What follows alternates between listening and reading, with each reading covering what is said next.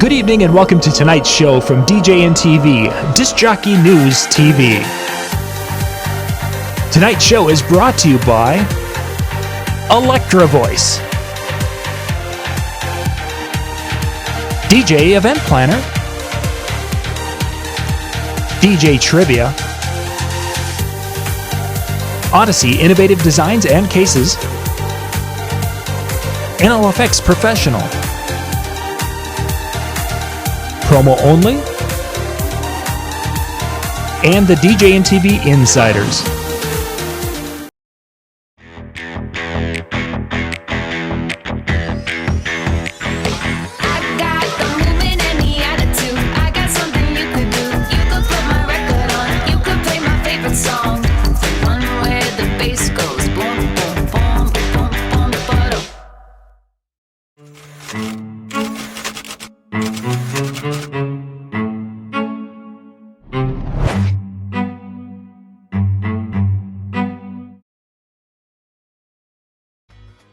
DJ Event Planner will change the way you manage and run your business. Streamline all of your procedures and software into one easy-to-manage system.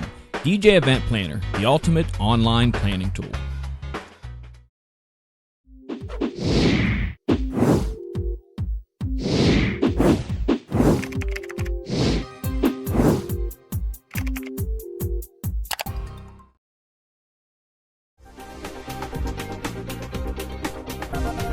It's time for Tuesday Night Live Chat with Brian S. Red and John Young.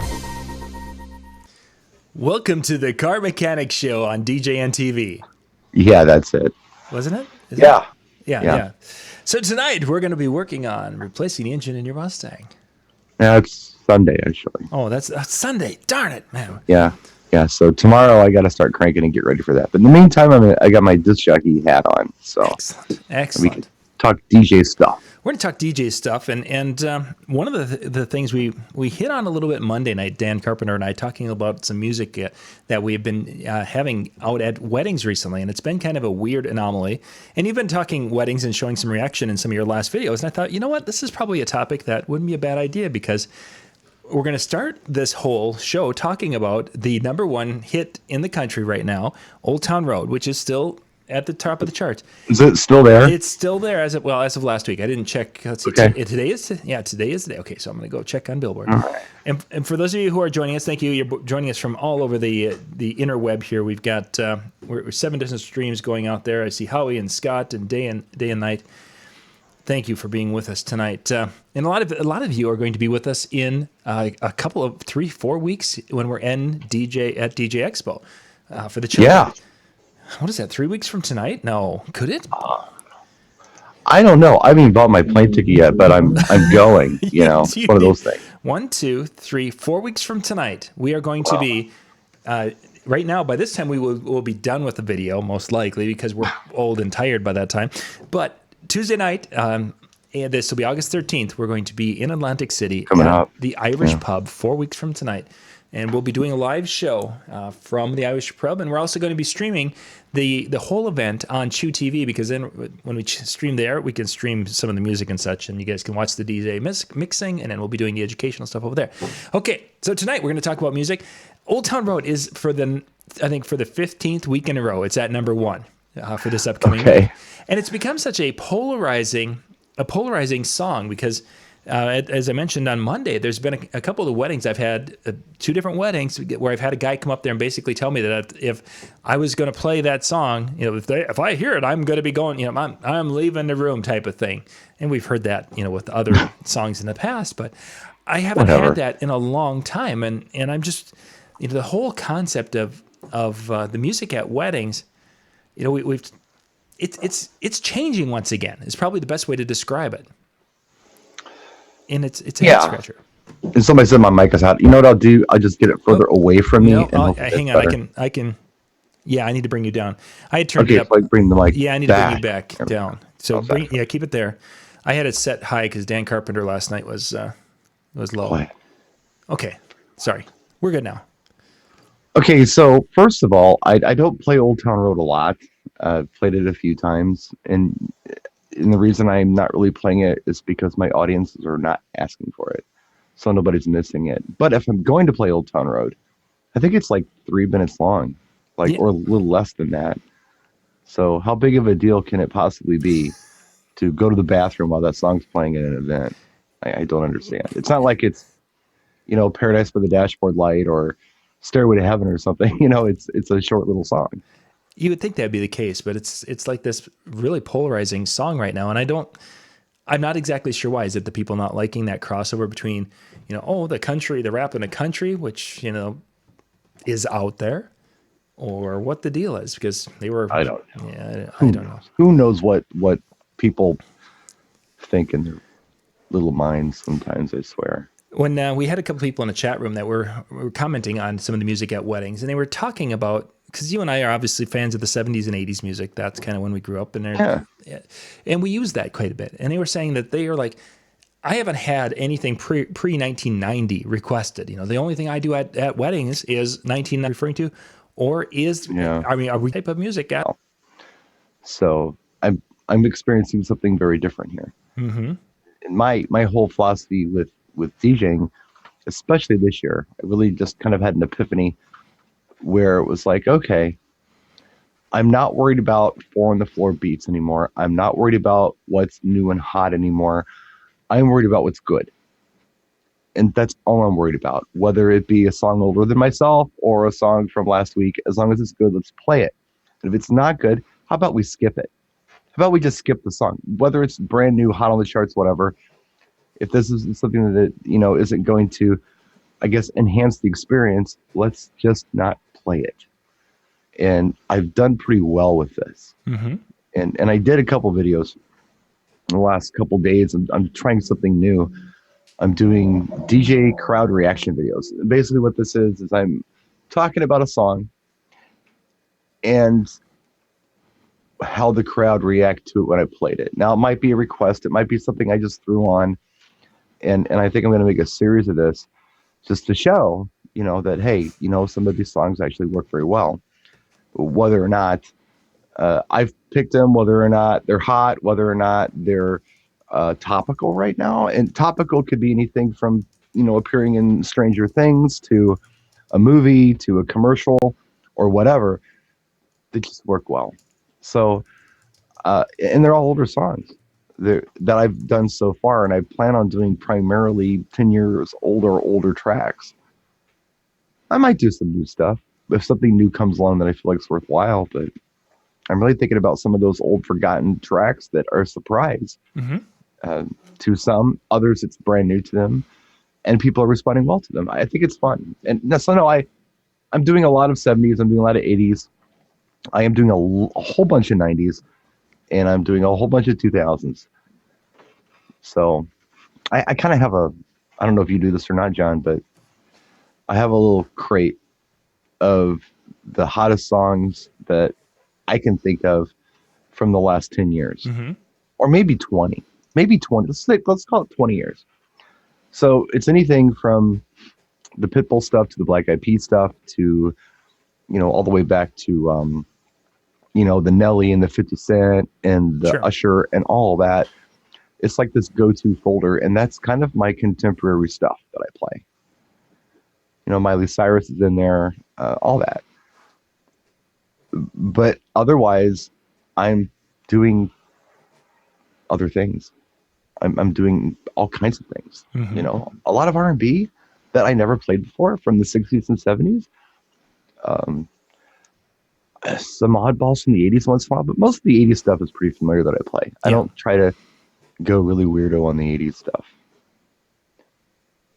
A couple of observations. This past weekend, my couple was in their early 20s, both of them younger, and they had a lot of their friends there, and they were into the 80s stuff and some of the 90s things that were played. They just the wannabe and the Barbie girl type of things. They just were crazy. Fergalicious went over well. And what was the request right behind Fergalicious? Can you play Lip Gloss? Right behind it. I mean, to the point, just has become that kind of a combo. Sure. And the interesting part about the experience was that okay? So they knew the big hits from this era. As an example, we played a couple from the '80s, and then hit Ice Ice Baby. And I'm thinking to myself, we could jump over to a couple of maybe some other things that were on the Jock Jam album, because that was kind of headed in that direction. Sure. And it's interesting that if you go too deep, the younger kids were like, "Oh, lost them." If you're playing for kids, that's the case. Yeah, it was really. Yeah. I was surprised because of some of the shows and things you mentioned earlier. When I was doing my kind of like cocktail hour time, and I'm playing some of those Guardians of the Galaxy type '70s music, they were singing along to the ELO tune. But as soon as you got into something that might be a little bit, I lost them. But then I had their parents, and in some cases their grandparents, who knew the song, the a little bit deeper cuts from that era, and they knew what the things we do for love, that song, and we're bebopping along to it. It's funny you mentioned that. I was playing around with just seeing what the reaction would be. I didn't film it or anything, but half of my gig, nobody was in my tent. I was just sitting there, but they were still listening to my music because they were out on the pier and they were out on the deck, and they could hear me, and I could see them bobbing their heads and enjoying it. Right. So, I don't care if they're not dancing. As long as my music isn't painful and it's enhancing the experience, no matter what they happen to be doing, I'm doing my job. So I'm watching the crowd. And early on, I played Mr. Blue Sky from ELO from Guardians of the Galaxy. Yeah. And about an hour later, I'm like, you know what? The ELO song I really like, and you don't hear a lot anymore, is Sweet Talking Woman. I really like that song. And so I played it. And the reaction I got was good from the older folks, but the younger people were blanked out on it. They didn't really know it. So you'll have that. I mean, they're the songs that are in their lexicon are there for a reason. They've seen it in a movie. They've seen it in a TV show. They've seen it in a commercial. But they're not always particularly diving deeper and saying, well, who's that artist? Oh, what else do they do? They're not doing that. No, not a bit. There's no listening to the whole album anymore to get the feel for what else there is out there. Some kids do it, though. Some kids are into the discovery thing. So Owen and Liam were here from Ape Labs, and Liam is Owen's son. I think he's 18. And we were talking music, and he's that kid that hears something, and then it's kind of like, well, what else did they do? Let's see what else they did. And he checks it out. He's that kid. But the casual music listener has never been like that. I mean, even back in our days, the casual music listener, heard the 3 or 4 singles that were really popular off of Bruce Springsteen's Born in the USA, and they didn't dive any deeper into it. They didn't know what else was on that album. Right. Or well, let's use your favorite guy, sports, Huey Lewis in the News. I mean, a lot of us do that album front to back. But most people know I Want a New Drug, Heart and Soul, and Heart of Rock and Roll. And that's it. But Bad as Bad is on there. There are a lot of the tracks on there, but most people are only familiar with those 3 or 4 singles. Something new. It's pretty common. Nothing new. And on one hand, it's on one hand, I like it that the kids don't go as deep, because it used to be really frustrating when you'd have those people come up and everybody like, hey, go to the track 7 or so. The ones who knew that in the bar especially, they'd be like, yeah, play that other. It's like it never hit. But you got the real album, don't you? Yeah, but it never hit radio play. I don't want to be playing.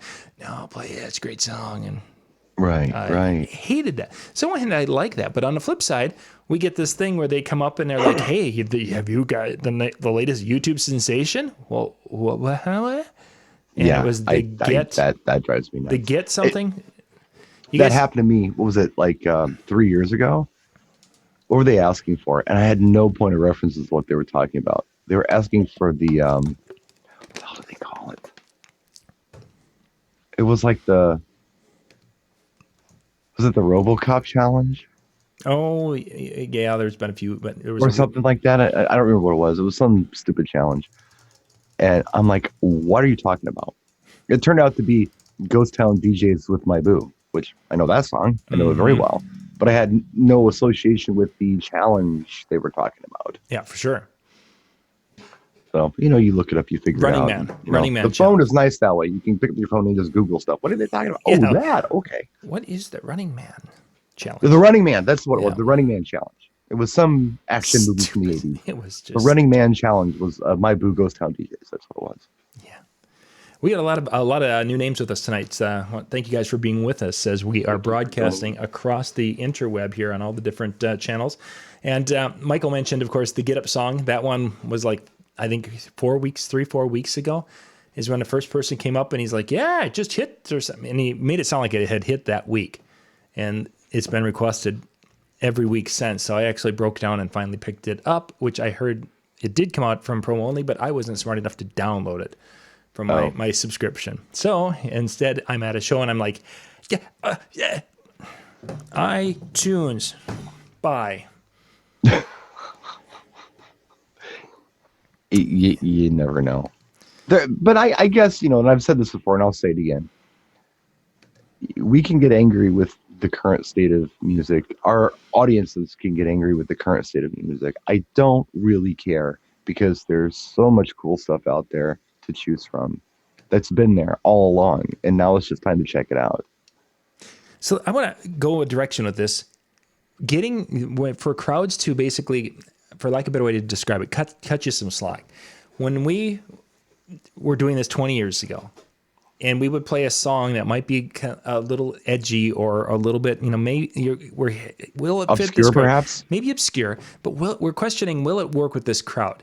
Do people give us more leeway today than they did 20 years ago? Depends on who you are as a DJ. I really do believe that because you have to lead into things.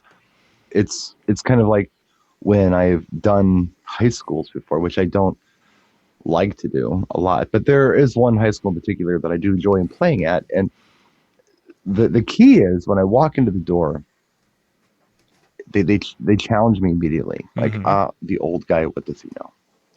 So I hit them with exactly what I anticipate they're going to ask for immediately before they can ask for it, to I guess qualify me as a cool guy who has their best interests in mind. So if I can do that, if I can go in and win their trust right away, then I can't lose. I can play anything, and because I played it, I'm cool. I'm thinking about them. They're going to get into, you know what I mean? It's you got to do that. I did it in Latin clubs too, and I've talked about this. White guy walking into a salsa club, setting up to DJ, and all these Puerto Rican dudes are walking up to me saying, "Hey man, I got CDs in my car," and I'm like, give me 3 songs, and if I blow it, please go get your CDs for me. I really appreciate it. Just give me 3 songs and to fall on my face first.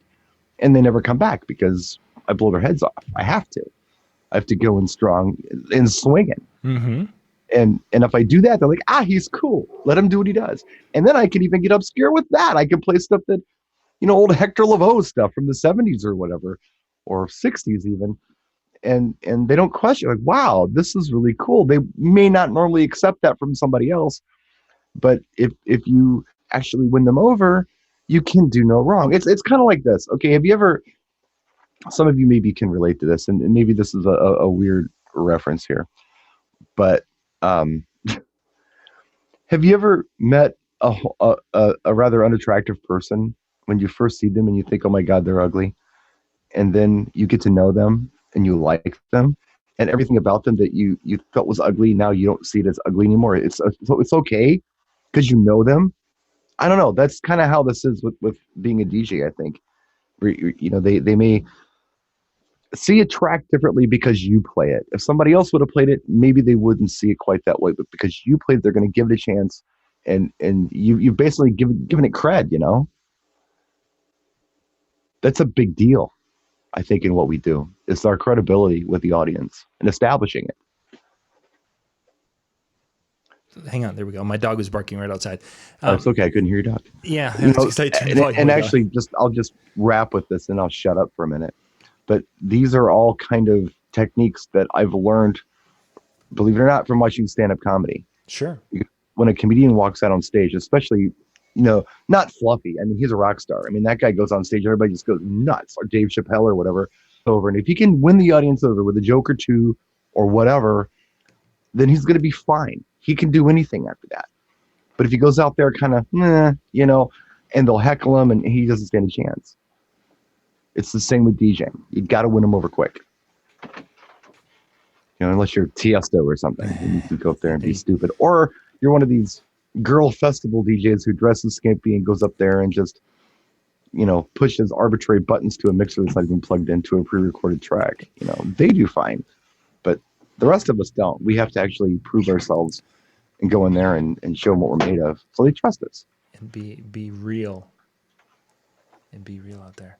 I think we're having some internet. Seems like there's some internet issues. People have been talking about YouTube glitching a little bit, and I wonder if we are not experiencing some of that out there. I don't know. You were kind of off sync for a while on my end, but yeah, and I see I'm back off again. So, which shouldn't happen here. I don't know why it would be happening. So we've got a big old connection now that there's. I can't use it. Can you guys see us? Or are we just like talking to nobody? It's hard because there's lag in the room. So yeah, there's lag in the room. But yeah, my connection, I'm up at 90 to 100 megabits here. So yeah, it's not on my end. Are we still on? It seems we are. Yeah, we're getting we get a red green. Green is good, signal yellow, and then we've got and then the red, and we went red for a little bit on that. But that could be an issue between here and wherever things. It says we're good now. We're synced on. Okay, right now it's all good. Okay, so we're good. So we can continue. Sorry about that, guys. Yeah. Okay. Live stuff. Sometimes works, sometimes not so much. Somebody was mentioning the dogs. In my last gig log, did you happen to see that? I have not, no. It's okay that you didn't. You've got better things to do than watch my YouTube videos, I'm sure. But I did a gig log at the yacht club again. I was outdoors, and I don't know who they belong to or anything else, but I think they were Labradoodles. Kind of a big dog that has curly hair, but really kind of silly and friendly. They're big though. There was a black one and a tan one. And they were like dancing. It was pretty funny. They were playing. Everyone was dancing and the dogs were playing together and, up on two legs. It was really cute. And then people were dancing with the dogs. It was fun. So some people made some reference to that in the chat room. I thought you mentioned it. It was kind of cute. I saw that. So I was talking about reaction videos. I'm like, well, how'd the dogs react? Well, that's where that came from. Okay. I was. Yeah, that's where that came from. And I did not play Who Let the Dogs Out. I did not play Tomic Dog. I didn't play any of that stuff. I thought about it, but I just couldn't bring myself to it. There were too many other fun things I could do than to go there. Than to have that. Okay. We've got actually a really good crowd. I think we had about 75 people watching here just a few minutes ago before we had the freeze up. Well, that's good. We try to be entertaining. Bring some stuff. I'm going to shut my camera off, and I want to reset my camera. Go and nugget out here and there. So you're full screen right now, Brian, and I'm still with you. Okay, so should I just riff for a while you're doing whatever you do? Yeah, I'm going to replug in my USB camera. I wonder if I need to plug that in. I'm going to riff a little bit. So I've had some success with some kind of odd tracks. I was kind of getting to this earlier, where I guess, as long as the audience trusts you, you can do no wrong. You can take liberties and you can try things. And you can even break tracks. And it's not always new tracks that you're breaking. Sometimes you're breaking an old track that maybe an entire generation isn't familiar with. But if you've got, I don't know, let's say you're doing a wedding, for instance. Just for fun analogy here. If you're doing a wedding reception and you have, I don't know, let's say, maybe 1 out of 5 people there are older, but the rest of them are younger. If you play a song that, that small percentage is into, they'll dance to it. The younger people will join in and it all works out really well. It's kind of like breaking a track. I do that a lot with Hall Notes, because the big popular song from Hall Notes right now for the younger crowd is You Make My Dreams Come True. If you've ever played that at an event, that's pretty hot now. Yep. Now, it's not a bad song. I never thought of it as a dance song. I mean, by the time I became a DJ, that was kind of off the radar for a top 40 dance song. But I always felt that Rich Girl was a bit ecstasy. I love the song. it seems longer, but it's not, because it's just, there's no filler in that track. It's just fantastic. And the audience will respond how the audience responds. Our live stream is offline on YouTube. Oh no, The thing down there. the video is frozen here too. I wonder if I needed to run disk utilities here on this computer. Okay, we probably are back. It's not a good riff. I know, and we could hear you, and now